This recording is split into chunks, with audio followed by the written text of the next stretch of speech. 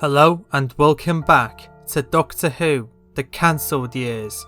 In this video we'll be covering the Jo Jones Chronicles, so let's get started.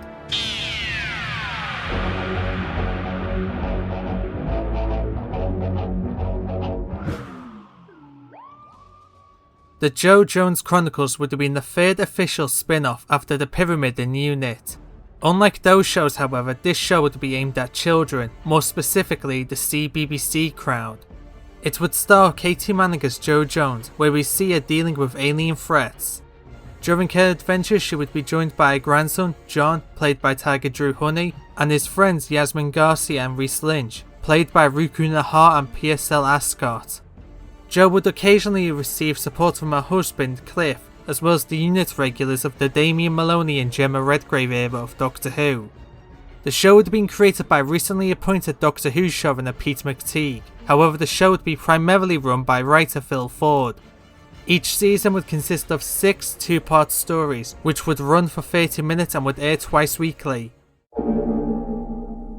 Episode 1 would be The Energy of Axos, written by Phil Ford and Pete McTeague. The story sets up the main premise of the show going forward. We're properly introduced to Yasmin and Reese, as well as having Jo, Cliff and John re-established for new viewers. The main villains would be the Axons from the Pertwee era, who were brainwashing children into saving the Axons and holding the will to ransom. However, the Axons are defeated by Jo and her newfound friends. Episode 2 would be Invasion of the Atarmen, written by Matt Fitton. The story is set in St. Let High School, the high school to John, Yasmin and Reese, where they discovered that the teachers have been replaced by cyborgs named the Atarmen, who were attempting to summon their army to Earth. However, the Atarmen's plans are foiled when a group overload the Atarmen's computers, which results in the destruction of them and the Atarmen. Episode 3 would be The Great Rainstorm, written by Lisa McMullen. The story would have been about a prototype weather controlling machine named the WAS, the Weather Alteration System. The machine gets hijacked by fish aliens named the Galapagos, who plan to flood the Earth and turn it into a new home for their race. However, Jo and her friends are able to defeat the Galapagos and restore the machine back to normal. Episode 4 would be Conquest of the Nestene, written by Sarah Dollard. The story sees the return of the Nestene consciousness, who's attempting to take over the Earth using a new home AI system named Robbie Robot.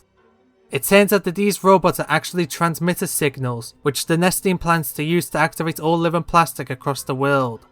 The story would also see the debut of the Maloney era unit family to the show, who go on to become a recurring presence in the show. In the end, the Nestene signal is cut off and sealed underground.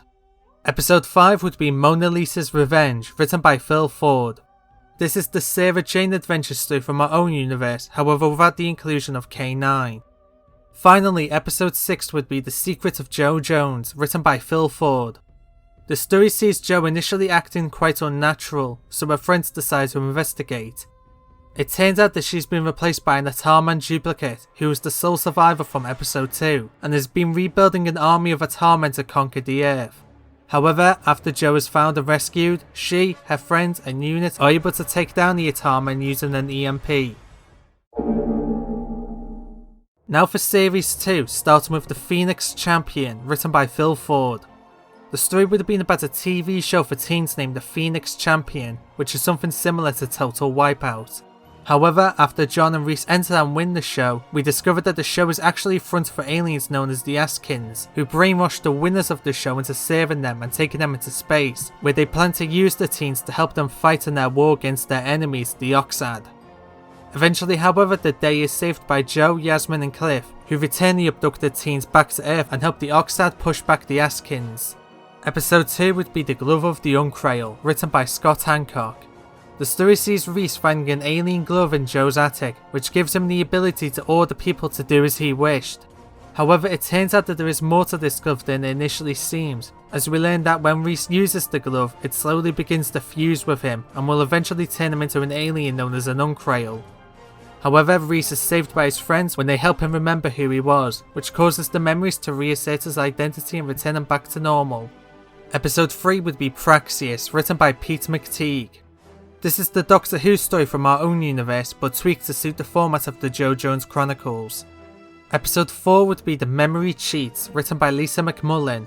The story sees a race of aliens named the Jurirans infiltrating the lives of the cast by creating a perception field around them, making them appear as humans and deceiving their brains into believing that they're either friends or family and that they've always been there.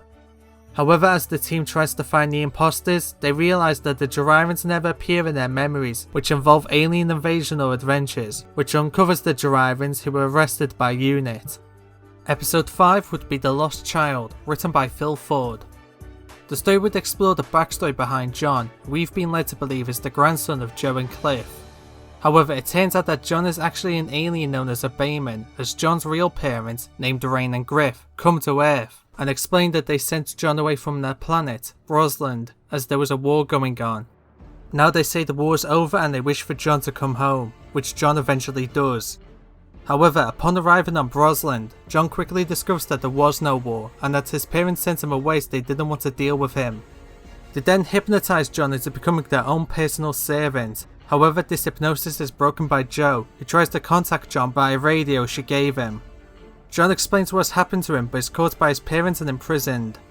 Not knowing what to do, Joe calls for the Doctor's help, where she meets the then incumbent Doctor, the 15th Doctor, played by Gemma Redgrave.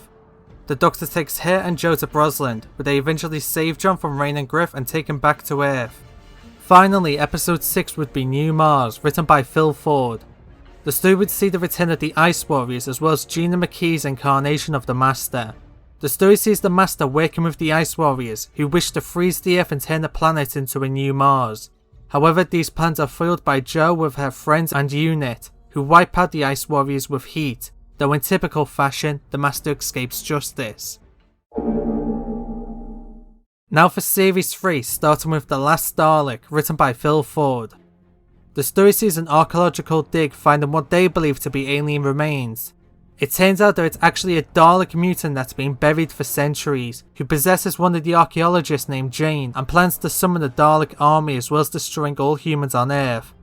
However, the Dalek is defeated when Yasmin tricks the Dalek into leaving Jane, with Yasmin offering herself as a sacrifice. However, the mutant is killed by Reese. The story would also set up an ongoing plot for Reese, as we learn that his parents are separated and that he'll be moving away soon.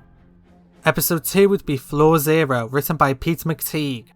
The story sees John and Yasmin landing part-time jobs in the local shopping city, where they accidentally uncover an alien kidnapping, run by aliens known as the Heavies. We learn that the Heavies are abducting people from lifts, taking them to their homeworld and brainwashing them into building a deadly weapon which they plan to destroy the Earth with. However, the Heavies are foiled by Joe and their friends who destroyed the weapon and freed the slaves. Episode 3 would be The Thing of Nightmares, written by Scott Hancock. The story would have been about an Eternal named Morpheus, who has the ability to enter people's dreams and turn them into nightmares, as well as feeding off the fear caused by the nightmares and causing people to see their nightmares in waking hours. However, Morpheus is defeated when Joe and her friends face their nightmares and deny their existence, which causes a mental feedback on Morpheus, resulting in him retreating from Earth. This would also be Reese's final story, as he would leave at the very end. Episode 4 would be The Renegade, written by Alan Barnes. The story sees Joe and her friends offering shelter to an alien named Deantis, who claims to be hunted by the Vedral, a race of galactic warriors. However, when the Vedral arrive on Earth, they discover that Yantis is actually an intergalactic criminal who is attempting to escape justice. He plans to steal technology from UNIT and travel to another galaxy. However, he is caught and imprisoned by the Vedral. Episode 5 would be Erased from Time, written by Matt Fitton. The story sees Yasmin slowly being erased from time. She finds a news report from 1995 which shows that both of her parents died. Working with UNIT, Joe and her friends are able to take a brief trip back to 1995 to find out exactly what has happened. It turns out that an alien named Crudge is responsible. We find out that in Joe's future, she stops him from taking over the Earth. So Crudge now plans to erase Joe and her friends from history, so that there'll be no one to stop him in the future. In the end, however, Crudge is defeated and Yasmin's parents are saved. Finally, episode 6 would be Rise of the Sea Devils, written by Phil Ford. The story would see the return of the Gina McKee Master, with her now partnering up with the Sea Devils. We find that the Master has gifted the Sea Devils a device named the Iron Sword, which gives the Sea Devils the ability to flood the Earth and take over the planet. However, the Sea Devils are defeated when Unit blows up their lair, much to Joe's protest and displease, and the Master escapes as per usual. Series 4 would see the regular episode count cut in half due to the coronavirus outbreak. It would also prove to be the final series for the show. A 5th series was originally planned, however these plans were shelved when series regular Stuart Bevan passed away. With this, along with writer Phil Ford and most of the regulars wishing to move on, it was decided to end the show right there. Now for the episode, starting with The Landlord, written by Phil Ford. The story sees John moving into a flat on an estate for relatively cheap, which is being managed by a man named Michael Booth, who comes across as a bit unusual and strange. While living in the flat, John begins to hear rumours on people vanishing in the night. It turns out that the missing people from the estate are actually being absorbed by the estate itself, which is being possessed by an alien corpse that crashed to Earth, died on impact, and had the estate built on top of. We discover that Michael Booth is working for the alien as he's been deliberately putting up rooms for cheap to draw people into the estate. These people then have a chance to be absorbed by the building, with the alien absorbing the energy and slowly building up the strength to break free. In the end, however, the alien is defeated when John and his friends blow up the main basement of the estate, which is directly above the alien's remains. The alien is put to rest and the torment is over, however Michael Booth escapes before he can face any consequences. Episode 2 would be The Fatal Waste, written by Scott Hancock. The story sees Joe and Cliff investigating a toxic waste company which is being run by a businessman named Joel Glover, who Joe suspects to be corrupt. The story sees Joe and Cliff protesting against the company as they believe it to be a danger to the environment. Soon enough they're proven to be correct, as they discover that the toxic waste begins to mutate creatures such as maggots, wasps and ants into vicious giant creatures. Eventually Joe and Cliff are able to defeat the giant creatures using special made chemicals, as well as shutting down the company and getting Joel Glover arrested. Finally, episode 3 would be The Power of the Atarmen, written by Phil Ford. The story would see the return of Gina McKee's Master and the Atarmen, as well as acting as a semi-sequel to 2014's The Age of Machines. The story sees the Master teaming up with the last of the Atarmen and helping them to take over the Earth. The Master buys the company Cobator, the company that produced the now abandoned Officer 2.0 robot from the Age of Machines, and reactivates the program that made the robots, stating that the robots will now be privately hired by governments for their wars. However, in reality, the robots are actually new Atarmen, who the Master plans to use to conquer the Earth. However, there's a second layer to the Master's plan.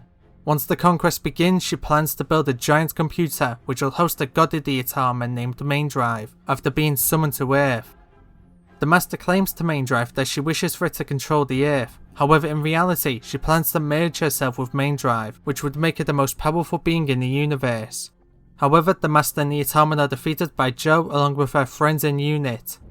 Because the new Atarmen use some of the technology which was used on the original Officer 2.0 robots, John is able to hack into their software and shut the Atarmen down for good. The Master is then defeated when Joe exposes the Master's plans to Main Drive, which results in the Master being downloaded and imprisoned by Main Drive. Main Drive then leaves Earth, but not before warning Joe and their friends to be ready for its return. And that concludes the Joe Jones Chronicles. From day one, this show was a smash hit with Doctor Who fans and CBBC viewers, with it instantly being recognised as one of the most successful shows on CBBC. As stated earlier, a 5th season was in the work, however this would never come to be due to the sad passing of Stuart Bevan. So join me next time for seasons 53 to 56 of Doctor Who, the Gemma Redgrave era. Until then, thank you for watching and goodbye.